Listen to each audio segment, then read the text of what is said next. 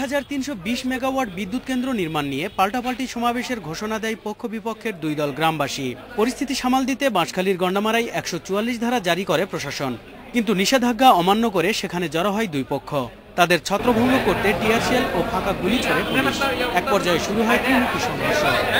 একসময় পুলিশ যে এখানে ভাঙচুর করছে, ভাঙচুর করে লোকজনকে সরাসরি গুলি করছে।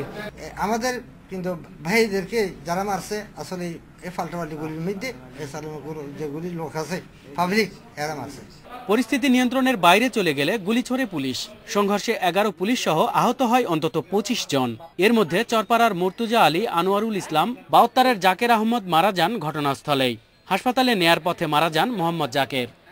বাধা অতিক্রম করে দুই পক্ষের লোকজন এখানে সংঘর্ষে জড়িয়ে পড়ে এবং তাদের সংঘর্ষ থামানোর জন্য পুলিশ সরকারি সম্পত্তি এবং ব্যক্তিগত সম্পত্তি, নিজেদের জানমাল ইত্যাদি রক্ষা করার জন্য পুলিশও দুই পক্ষের নিয়ন্ত্রণ করার জন্য গুলি ছোড়ে।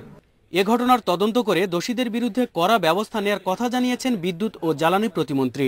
আমরা মনে করছি যে এখানে সুষ্ঠু একটা তদন্ত হওয়া উচিত এবং তদন্তের মাধ্যমে যদি যারা দোষী সাব্যস্ত হবেন তাদের শাস্তি হওয়া উচিত। আমি দেখি কালকে অফিসে গিয়ে আমি এই বিষয়ে ইতিমধ্যে একটা নির্দেশনা দিয়েছি। আমি কয়লা ভিত্তিক বিদ্যুৎ কেন্দ্র হলে বসতভিটা হারানোর শঙ্কায় ছিল একদল গ্রামবাসী। এছাড়া কাজ পাওয়া নিয়েও দুটি পক্ষ তৈরি হয়েছিল বলে জানিয়েছে স্থানীয়রা। Independent news.